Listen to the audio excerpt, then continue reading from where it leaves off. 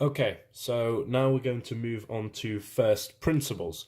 Essentially, what first principles is how do we get from the original function of x to then the derivative of x?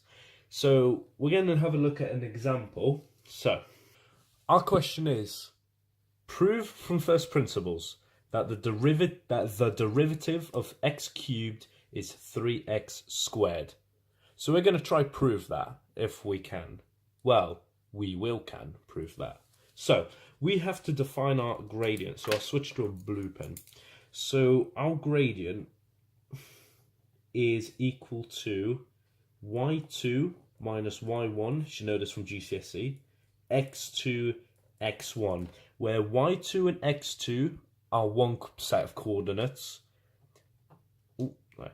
X1 and y1 are another set of coordinates. And basically, this is the change of y divided by the change of x. So if I draw a scruffy diagram, so I'll draw it in red pen here. So it's good enough. So this is A, this is B. So A and B. So the change in x is going to be x plus h minus x. That's what we're defining as the change in the gradient. X plus h. We're going to call that tiny increment of increase h, because it's easier than putting it as delta x, where delta is not a function, it's only a small increment in change. And then the change in y is going to be defined as the function of x plus h minus f of x. That's what we're defining as. This is the change in y, where h is the small increment. So, okay, that's all simple and fine. Then, how do we get from x cubed to 3x squared? First of all, we have to fully define our y2, y1, x2, and x1. So our x1 and x2 do not change. They hold true for all derivatives. So, and gradients, sorry. So x1 is going to be defined as just x, okay? x2 is going to be defined as x plus h, where h is the small increment, small change in increment, I must say. y1 is going to be x cubed. So our first set of coordinates is going to be x and x cubed, okay?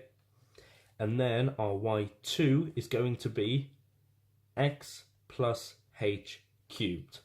And that comes from the function right here. And then the function of x is just x cubed, where cube's on the outside, and x plus h minus x. So x1, they hold true for all.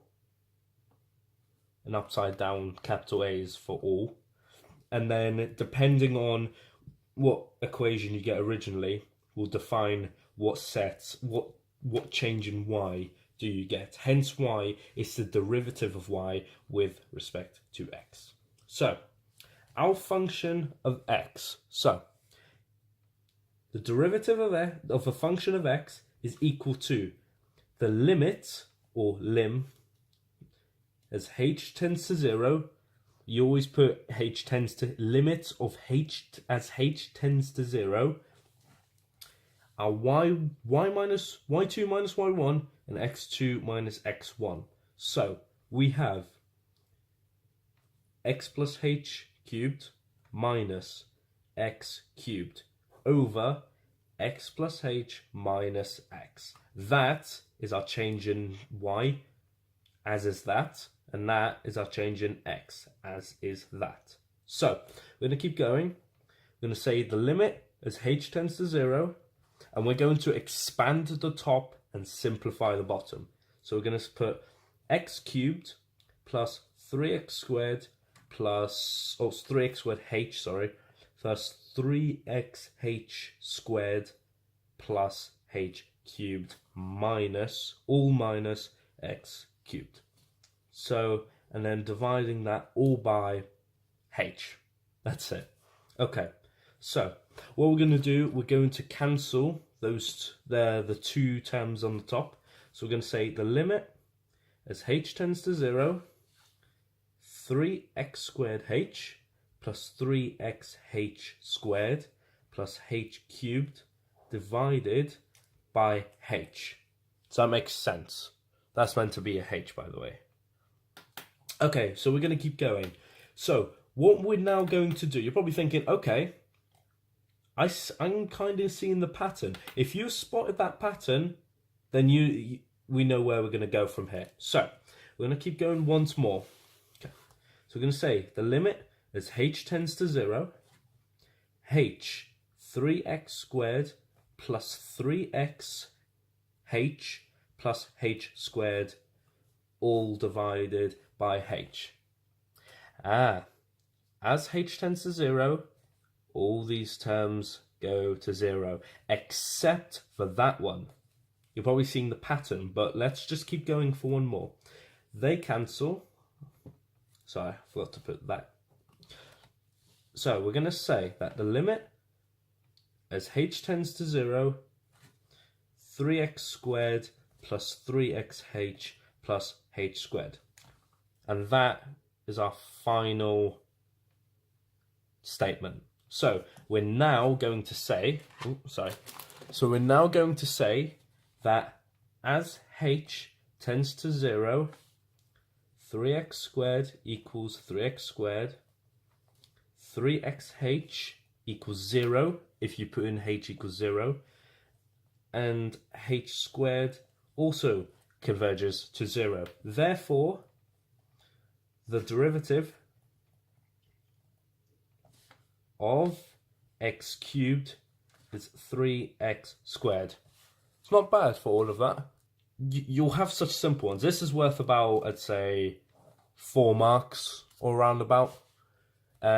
If you have more, if you have more terms here, then perhaps it'll be like up to 5 marks. But it will always be between 3 and 5 marks. It's not difficult. It's following the same procedure over and over again. So it's literally not a problem, and it's relatively easy to do. Just follow the same steps over and over again. So now, following this, I'm going to give you 2 exercises to do, and then next time we will cover equations of tangents, equations of normals, and stationary points. Okay, so here are 2 questions that I would want you to do. So, prove from first principles that the derivative of f of x is f prime of x, where f of x is 6x and 4x squared, and I want you to prove from first principles that the derivative of 6x is 6 and 4x squared is 8x. So, good luck. I'm not going to give any solutions. You should be able to check yourself where you've gone wrong. And also, a word of advice, if there is a constant in front of that x, your y2 is going to be that constant, then x plus h, and then the power. Just listen carefully to what I just said. Pause this video now, and then you can get along with this, okay? Alright then, see you next time.